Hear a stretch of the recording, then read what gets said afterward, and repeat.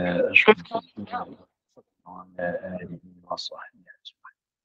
سبحانك لا علم لنا إلا ما علمتنا إنك أنت العليم الحكيم وتب علينا إنك أنت التواب الرحيم رب العالمين وهداية صلح ولا قوة إلا بالله لا حول ولا قوة إلا بالله اللهم نعنا لمن نعرف به أوامرك ونعرف به ولك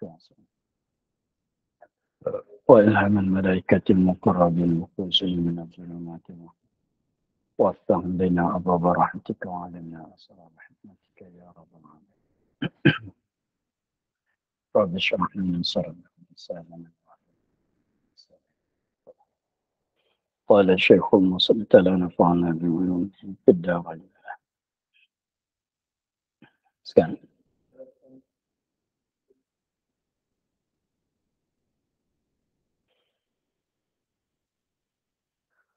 ربنا وابعث فيهم رسولا منهم يتلو عليهم آياتك ويعلمهم الكتاب والحكمة ويزكيهم إنك أنت العزيز الحكيم.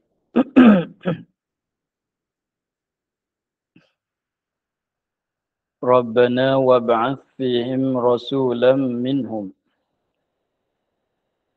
Tuhan kami, dan bangkit olehmu pada mereka itu akan Rasul daripada bangsa mereka itu. Dan sungguhnya telah terima Allah Ta'ala akan doanya dengan dibangkit Nabi Muhammad sallallahu alaihi wasallam.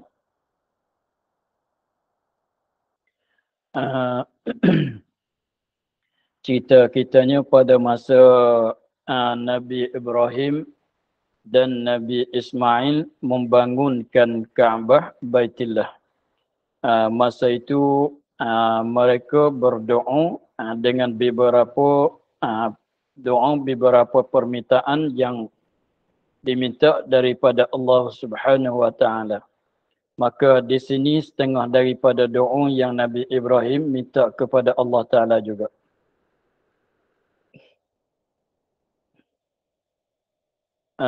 Katanya, Rabbana wab'ath fihim rasulan minhum. Tuhan kami, dan bangkit olehmu. Utuskan. Bangkitkan, utuskan. Pada mereka itu pada mereka itu pada dzurriyyah, pada mereka itu pada dzurriyyah kami, pada mereka itu pada dzurriyyah kami.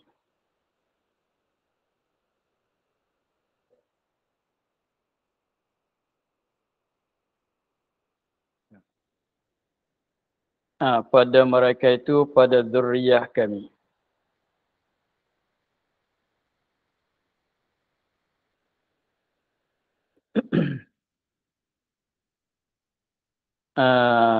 Bangkit akan Rasul, akan seorang Rasul. Bangkit daripada zuriyah kami akan Rasul, akan seorang Rasul. Daripada bangsa mereka itu bangsa zuriyah kami. Itulah doa yang diminta oleh Nabi Ibrahim dan Nabi Ismail, bahawa Allah Ta'ala minta daripada Allah Ta'ala bangkitkan seorang Rasul, bukan ramai. Akan seorang Rasul yang daripada bangsa mereka itu bangsa zuriyah kami. Maka dengan doa itu Allah Ta'ala terimakan.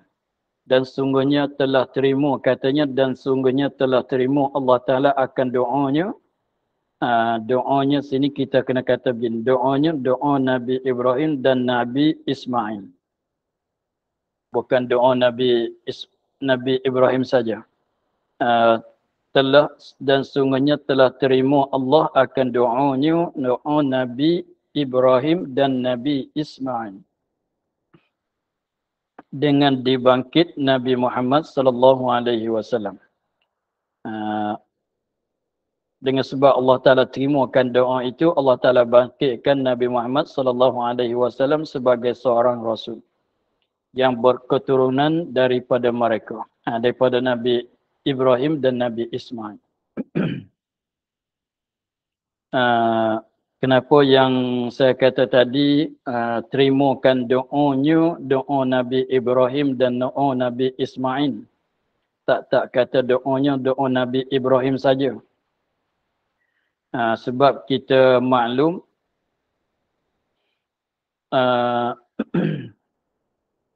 kita maklum bahwasanya Nabi, segala Nabi-Nabi dan Rasul-Rasul selepas pada Nabi Ibrahim itu daripada keturunan Nabi Ibrahim kesemua. Nabi-Nabi, Rasul-Rasul, kemudian daripada Nabi Ibrahim itu adalah keturunan Nabi Ibrahim kesemuanya. Tetapi melalui dua orang anak Nabi Ibrahim. Dua orang anak Nabi Ibrahim itu ialah Nabi Ismail dan Nabi Ishak. Nabi Ismail dan Nabi Ishak. Maka Rasul yang berketurunan Nabi Ibrahim melalui Nabi Ismail ada seorang saja, ialah Nabi Muhammad sallallahu alaihi wasallam. Rasul yang berketurunan daripada Nabi Ibrahim melalui anaknya Ismail seorang saja, ialah Nabi Muhammad sallallahu alaihi wasallam. Selain daripada itu, maka Nabi dan Rasul yang berketurunan daripada Nabi Ibrahim tapi melalui anaknya Nabi Ishak. Yang berketurunan Nabi Ishak tu ramailah. Nabi Yaqub. Selepas pada Nabi Yaqub tu anaknya Nabi Yusuf hingga sampai kepada Nabi Musa, Nabi Isa, Nabi Ilyas, Nabi Zakaria, Nabi Yahya, Nabi Daud, Nabi Sulaiman, semuanya daripada keturunan Nabi Ibrahim melalui anaknya Nabi Ishak. Maka di sini dikandaki dengan rasulan, seorang rasul itu ialah Nabi Muhammad sallallahu alaihi wasallam. Sebab yang berdoa di sininya ialah Nabi Ibrahim dan Nabi Ismail. Sebab yang berdoa minta bangkitkan Rasul daripada keturunan mereka ialah keturunan Nabi Ismail dan Nabi Ibrahim. Jadi tak masuklah Nabi Musa, Nabi Harun, Nabi apanya tak masuk. Tak masuk. Sebab tu sebelah daripada keturunan anak Nabi Ibrahim yang namanya Nabi Ishak. Sebab tu dikatakan dikandaki dengan Rasulan tu kena kepada Nabi Muhammad seorang saja. Tak menafi katanya Nabi, Rasul-Rasul, Nabi-Nabi selepas pada Nabi Ibrahim tu daripada anak cucu Nabi Ibrahim ke semua, memanglah begitu. Tetapi yang datang daripada keturunan Nabi Ismail seorang saja ialah Nabi Muhammad sallallahu alaihi wasallam. Selain itu daripada keturunan Nabi Ishak ke semua. Sebab tu dikandaki di sini, sebab yang berdoa di sininya ialah Nabi Ibrahim dan Nabi Ismail. Nabi Ishak tidak bersama di sini.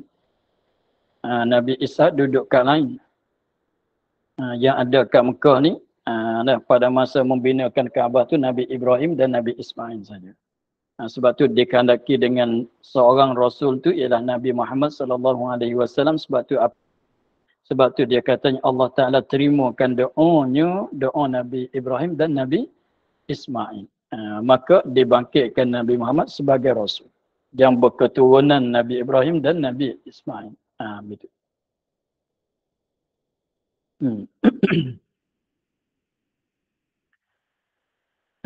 Jadi minta bangkitkan seorang rasul. Maka di sini nak ceritakan sifat bagi seorang rasul yang dimintakan bangkit daripada keturunan Nabi Ibrahim dan Nabi Ismail. Yatlu alaihim ayatika. Yatlu alaihim ayatika.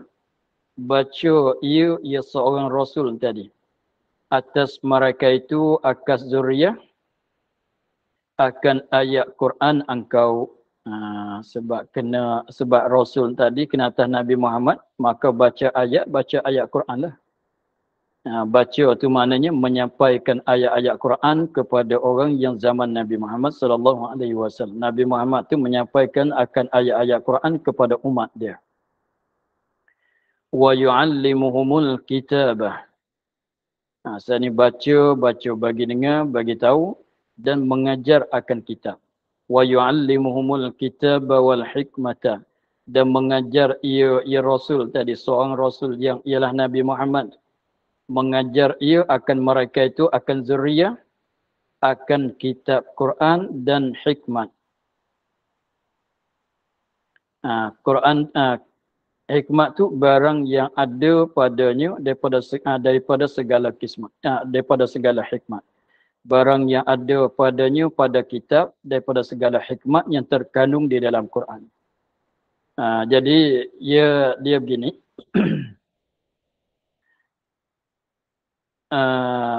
Semuanya anak cucu Nabi Ibrahim kesemua. Yang kita gambarannya yang pada zaman Nabi Muhammad tu, selepas pada Nabi Muhammad berhijrah kepada mana dia? Kepada Madinah. Maka pada zaman itu ada 4 golongan dengan secara luasnya ada 4 golongan. Ada 4 golongan. Satunya golongan orang Islam yang beriman dengan Nabi Muhammad sallallahu alaihi wasallam. Dan yang keduanya golongan orang Arab musyrikin. Yang ketiganya golongan Yahudi. Yang keempatnya golongan orang Nasrani. Maka Yahudi dan Nasrani keturunan Nabi Ibrahim juga, tapi melalui Nabi Ishaq. Golongan orang Islam dan golongan orang musyrikin. Golongan orang Islam termasuk Nabi Muhammad sendiri, dan golongan musyrikin Mekah itu berketurunan daripada Nabi Ibrahim juga, tapi melalui Nabi Ismail.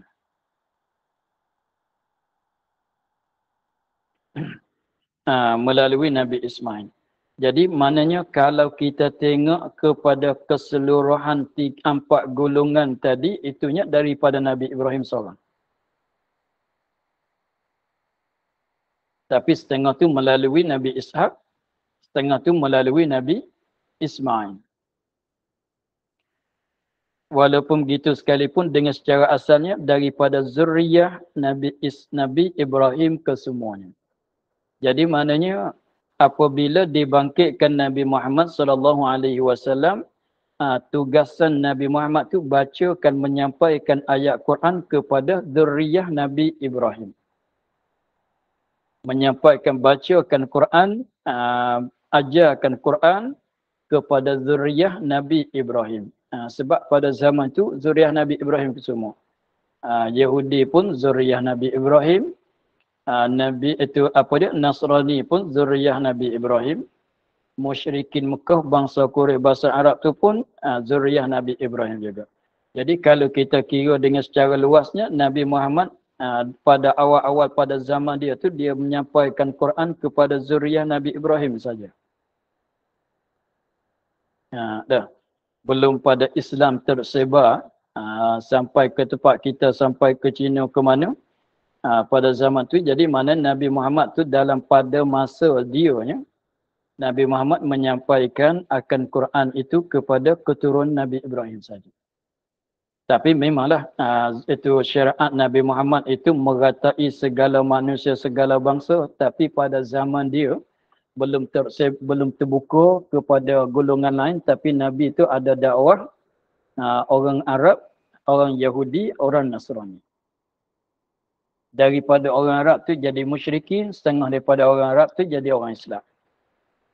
Setengah daripada Bani Israel jadi Yahudi, setengah daripada Bani Israel itu jadi orang Nasrani. Jadi dengan secara umum, dengan secara luasnya, dengan secara ijmalnya, di Nabi itu baca menyampaikan kitab dan Quran kepada siapa? Kepada keturunan Nabi Ibrahim. Sebab itulah di sini yatlu alaihim, bacakan di atas mereka itu, baca ya Rasul atas mereka itu, siapa dia? Anak cucu Nabi Ibrahim. Orang Arab, orang Bani Israel. Baca akan Quran engkau. Wa yu'allimuhumul kitabah. Dan mengajar ia akan mereka itu akan Quran. Maknanya baca bagi dengar serta ajar bagi faham akan ajaran Quran. Dan hikmat. Apa dia hikmat? Ialah dia katanya hikmat, dia kandaki hikmat di sini ialah barang yang ada padanya pada Quran daripada segala hikmat. Ini hikmat-hikmat yang tersebut di dalam Al-Quran.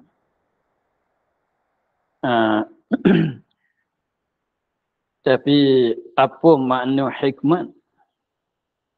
Apa makna hikmat? Maka khilaf banyak oleh ulama pada mentafsirkan murad dengan hikmat.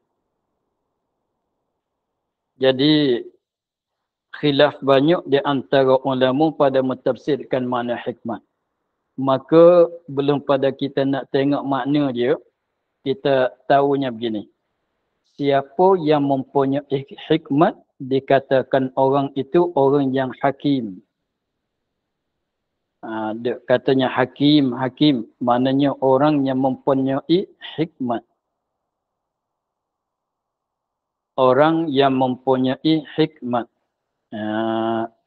Itu dikatakan hakim. Tetapi hikmat tu apa dia? Apabila kita memiliki hikmat, dikatakan kita ni orang yang hakim. Maka setengah kata hakim tu mana orang yang bijak. Ada pernah dengar kan? Hakim mana yang bijak. Yang katanya hakim dengan katanya orang bijak tu, itu setengah daripada khilaf-khilaf yang mentafsirkan makna hikmah. Sebab hikmat, setengah katanya hikmat tu ialah perkara yang jadi sempurna dengan perkara itu oleh diri manusia. Daripada pengetahuan dan hukum-hukum. Jadi maknanya perkara-perkara yang nak jadi sepenuh kita seorang manusia ni. Apa dia perkara itu? Ialah ilmu pengetahuan dan segala hukum-hukum. Jadi maknanya apabila seorang tu mengetahuikan hukum, mengetahuikan segala ilmu, mengetahuikan beberapa ilmu, dikatakan orang tu ada hikmat, dikatakan orang tu orang hakim. Setengah katanya dikandaki al-hikmah tu ialah al-ilmu dan beramal dengan ilmu. Setengah katanya apa makna hikmat? Ialah ilmu dan beramal dengan ilmu. Mana siapa yang ada ilmu dan dia dapat beramal dengan ilmu yang ada kat dia, itu dikatakan orang yang ada hikmat. Dikatakan orang yang ada hikmat, orang yang dia ada hikmat tu dipanggil kata orang hakim.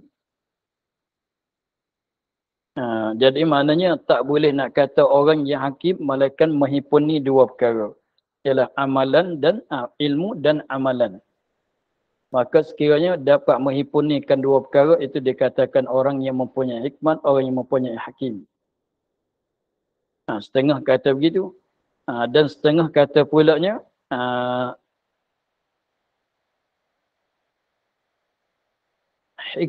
hikmat ni ialah perkataan. Hikmat ni ialah perkataan. Tapi bukan sebarang perkataan. Perkataan mana yang nak jadi hikmat ialah perkataan yang boleh mengajar kita, yang boleh menarik kita kepada kemuliaan. dan boleh menegahkan kita daripada kekejian.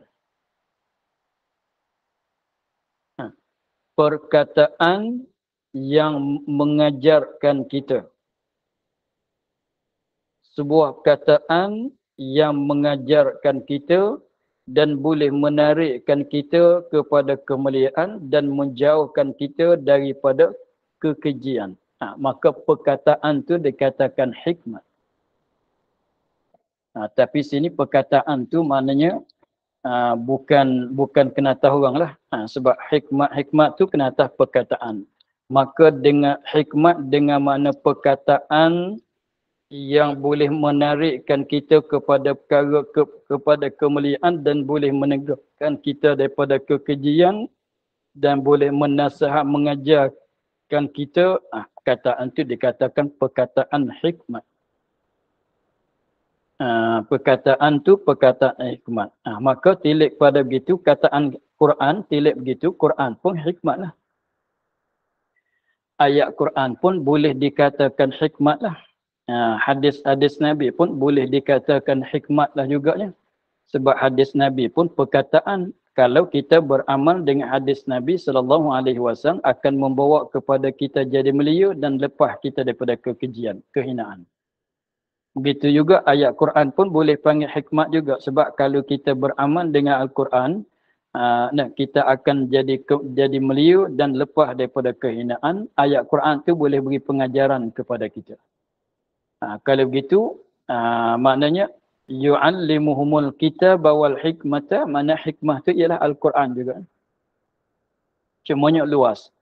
Jadi maknanya mana-mana perkataan, tak kira ayat Quran ke hadis ke kataan manusia yang bukan Rasul sekalipun, sekiranya kalau perkataan tu kita dengar, dapat beri ajaran kepada kita, dapat menarikkan kita kepada kemuliaan, lepaskan kita daripada kehinaan. Kalau kita ikut perkataan dia, maka itu dikatakan perkataan hikmah. Tengok, kalau orang dulu dia kata sediakanlah payung sebelum hujan, itu perkataan hikmat tu kalau kita kira. Sebab kalau kita ikut dengan makna yang dikata tadi, tak kena hujan lah orang tu. Lepaslah dia daripada kena hujan. Kalau dia beramal, tu boleh nak kata perkataan hikmat tu. Jadi kalau tak kena hujan, mulia, kena hujan tu jadi hina. Begitulah dengan secara dia.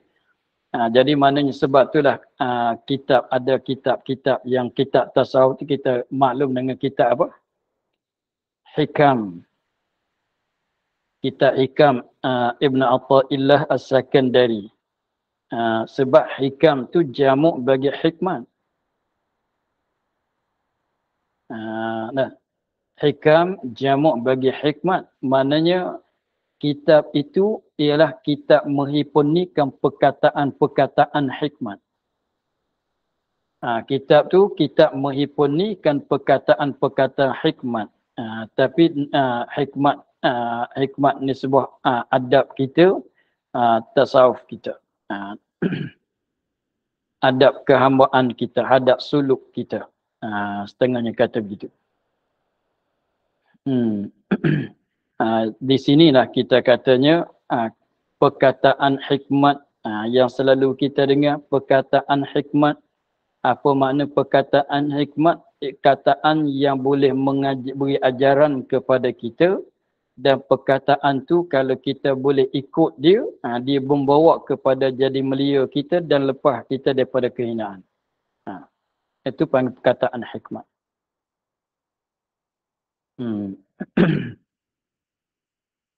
Kata setengah pulanya ada lagi. Kata setengah ulama, hikmat tu ialah kena kepada fahamkan Quran. Orang faham Quran, orang yang ada hikmat. Hikmat tu ialah fahamkan Quran, tu panggil hikmat. Bukan kena atas perkataan, tidak.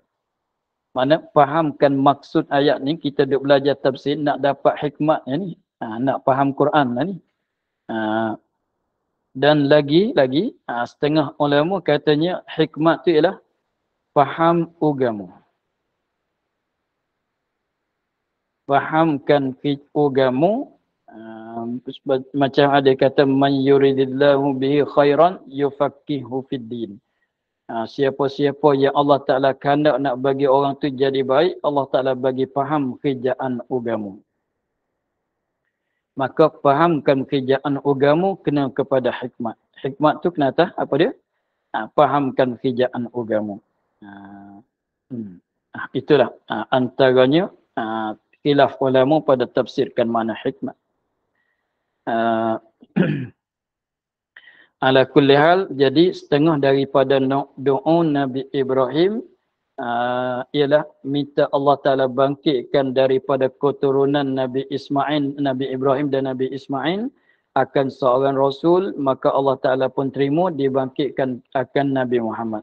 Dan kerjaan Nabi Muhammadnya ialah membacakan ayat Quran kepada manusia dan mengajar Al-Quran kepada manusia dan mengajarkan hikmat kepada manusia. Lepas tu manusia yang pada zaman Nabi Muhammad tu semuanya keturunan Nabi Ibrahim ke semua. Atas walid, bukan ke semua betul-betul. Lagi pulanya yang diminta kepada Rasul sana itu pulanya wa yuzakkihim, dan menyuci ia ya Rasul akan mereka itu, akan zuriat daripada syirik, membersihkan diri mereka itu daripada syirik, membersihkan i'tikad mereka itu daripada i'tikad bersyirik dengan Allah Ta'ala, nak menghapuskan akan syirik yang ada pada manusia.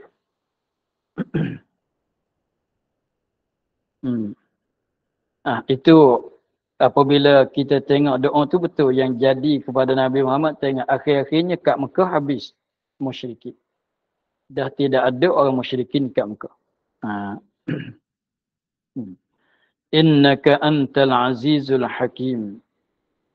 Ni biasanya apabila kita berdoa, kita ada minta daripada Allah Ta'ala dengan apa-apa perkara sekalipun, maka dengan secara adabnya kita puji kepada Allah Ta'ala selepas pada kita berdoa.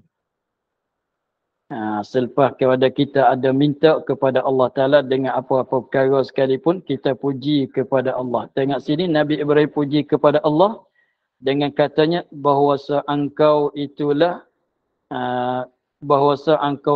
engkaulah Tuhan yang menang, atau Aziz, yang menang mana lulus segala kehendaknya, yang menang mana yang lulus segala kehendaknya, amat pandai, itu hakim. Tapi hakim di sini mana apa? Amat pandai pada perbuatan, mana begitu pula, amat pandai pada perbuatan, hakim mana pandai, bijak. Begitu kalau bahasa manusia tu mana pandai, bijak. Tapi maksud pandai bijak pada perbuatan maknanya buat kena dengan cara. Cara susunan tu kena sangat. Tengok dia bijak tak bijak, tengok dia susunan badan kita tu. Mulut dekat dengan hidung. Mata duduk sebelah sama dengan hidung dengan mulut. Telinga duduk sebelah tu. Jadi mana susunan buat perbuatan Allah Ta'ala, cara dia susun juzuk ke juzuk, perkara ke perkara, jadi kena dengan cara. Tengok kalau kita katanya kalau hidung duduk sebelah atas, susah juga kita nak makan. Memang tak ada nak makan dengan hidung. Tapi kalau kita katanya mulut sini, hidung ke atas ni, kita katanya jadi susahlah kita nak makan, sebab biasanya kita nak makan tu kita ada ambil bauan dia juga. Bau makanan, busuk ke tak busuk, harum wangi tak wangi. Sebab kalau kita ni, kalau benda busuk belum nak sampai ke mulut tu, hidung kita dah bau. Kalau benda tu busuk, kita buang. Kalau klik hidung duduk jauh, susah lah. Tengok. Tengok kita katanya cara dia buat kuda tu, kaki dia tidak pecah macam lembu. Sebab kuda tu untuk nak lari, untuk berlari. Kuda tu untuk berlari sebab tu tapak kaki dia tu tak pecah. Tetapi lembu kerbau bukan untuk berlari, untuk jalan makan rumput. Maka sebab tu jadi kaki tu jadi dua belah. Begitulah. Tengoklah hikmat Allah Ta'ala. Itu maknanya amat pandai pada perbuatan. Jadi buat apa-apa jadi kena dengan cara, jadi comel. Begitu. Habis. وَمَنْ يَرْغَبُ عَنْ مِلَّةِ إِبْرَاهِيمَ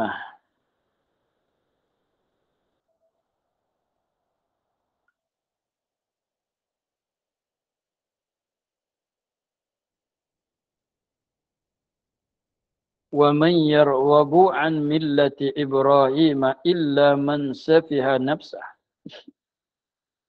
Dan tiada seorang daripada keturunan Nabi Ibrahim. Tiada seorang daripada keturunan Nabi Ibrahim. Ini macam saya kata tadi. Jadi kesemuanya pada zaman Nabi Muhammad, manusia itu terbahagi kepada 4 golongan kan. Jadi 4 golongan ialah musyrikin dan orang Islam. Yang mana musyrikin dan orang Islam itu daripada orang Arab, keturunan Nabi Ismail. Dan Yahudi dan Nasrani itu keturunan Nabi Yaqub. Keturunan Nabi Ibrahim melalui Nabi Yaqub. Maka kalau kita tilik kepada 4 golongan tadi, 4 golongan tadi itu mereka tahu bahawasanya mereka daripada keturunan Nabi Ibrahim.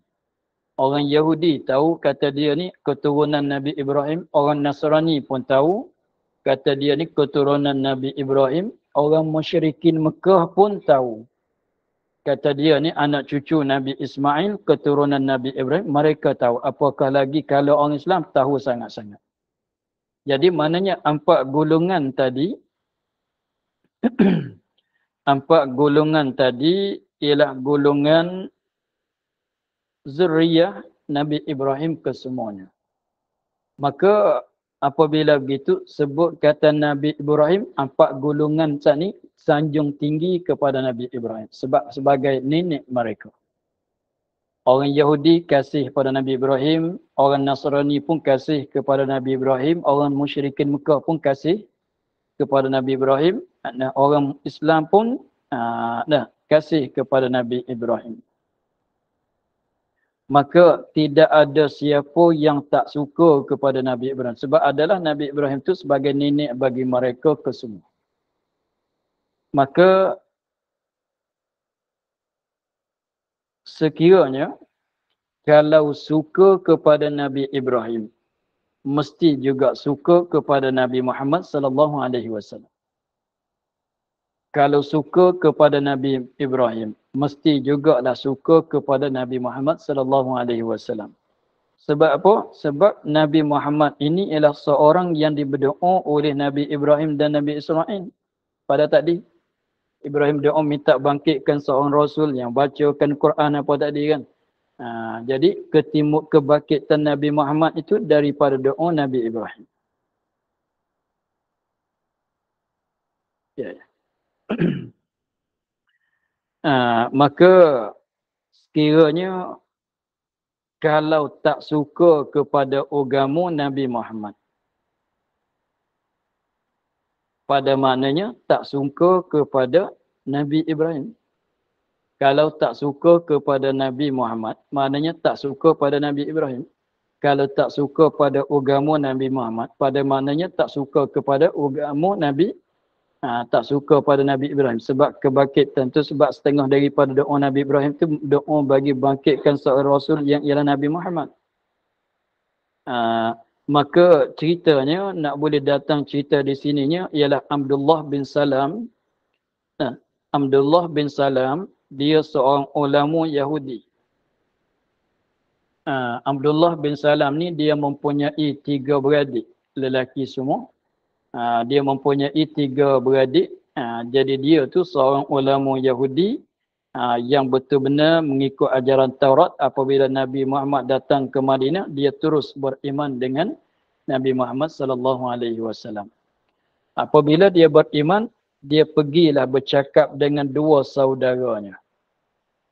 Dua saudara dia lagi, supaya bagi tahu kepada dua saudaranya, katanya, kita tak dapat tidak kena beriman dengan Nabi Muhammad sallallahu alaihi wasallam sebagaimana Allah Taala suruh perintah kepada kita beriman dengan Nabi Muhammad dia dalam kitab Taurat. Kalau betul kita ikut Taurat, kita kena beriman. Jadi dia dah beriman dah. Dia bagi tahu kepada dua saudara dia lagi. Maka maka terdapat bahwasanya Nabi salah seorang daripada saudara dianya beriman juga, tapi seorang laginya tolakkan agama Nabi, tak beriman, tak sanggup beriman dengan Nabi Muhammad. Maka lalu tu diturunkan ayat ini, katanya siapa tak gemar, tak suka kepada agama Nabi Muhammad, tak suka, orang tu tak suka kepada Nabi Ibrahim. Katanya, dan tiada seorang yang benci daripada agama Nabi Ibrahim itu malaikat mereka yang jahil ia akan dirinya. Kenapa kata dia tak suka kepada Nabi Ibrahim? Sebab tak suka pada Nabi Muhammad pada maknanya tak suka kepada Nabi Ibrahim. Lepas tu kalau orang yang tak suka kepada Nabi Ibrahim, orang tu orang yang tak kenalkan diri sendiri. Tengok dia kata mereka yang jahil ia akan diri. Orang tak kenal diri sendiri. Tak tahu akan dirinya kejadian. Dia ni adalah kejadian, adalah makhluk bagi Allah Subhanahu Wa Taala.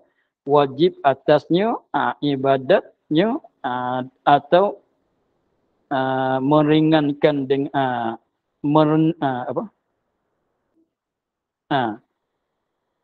mereka yang jahil ia akan dirinya kejadian bagi Allah. Dia tak tahu kata diri dia ni adalah makhluk bagi Allah Taala.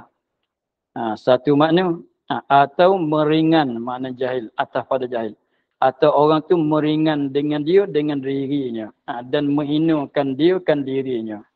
Maksudnya barang siapa benci akan satu yang tiada patut dibenci. Patutnya kena sukalah pada agama Nabi Muhammad. Sebab pada maknanya, sebab agama Nabi Muhammad tu setengah pada doa Nabi Ibrahim.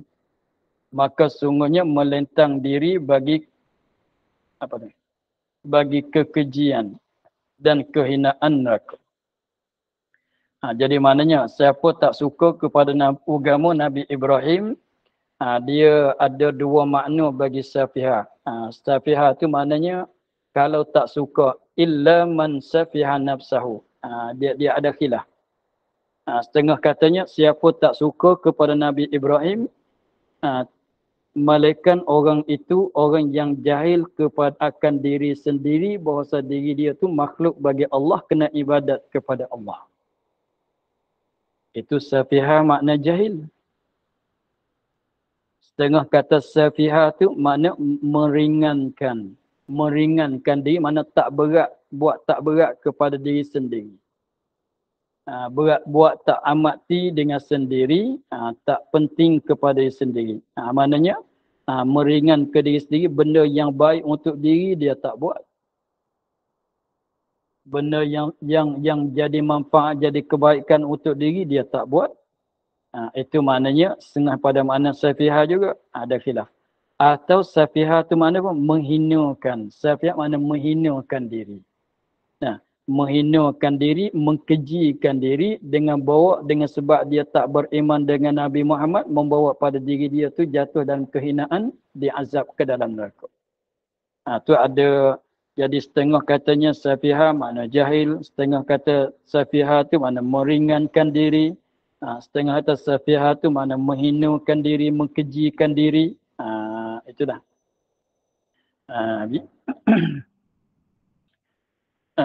Maka untuk ini kita akhir di situ pada katanya wa qad istafainahu fid dunya wallahu a'lam. Alhamdulillah. Bismillahirrahmanirrahim. Bismillahirrahmanirrahim. Alhamdulillahirabbil alamin. Wassalatu wassalamu ala asyrafil anbiya'i wal mursalin wa ala alihi wa sahbihi ajma'in. Allahumma iftah lana futuhan 'arifin wa nawwir qulubana min nurikal karim. واجعل عملنا خالصة لوجهك الكريم اللهم استعين كما قرأنا وما حفظنا عن السبيل فرضنا علينا والتحتيجين سبحان ربك رب العزة عما يصفون والسلام على المرسلين الحمد لله.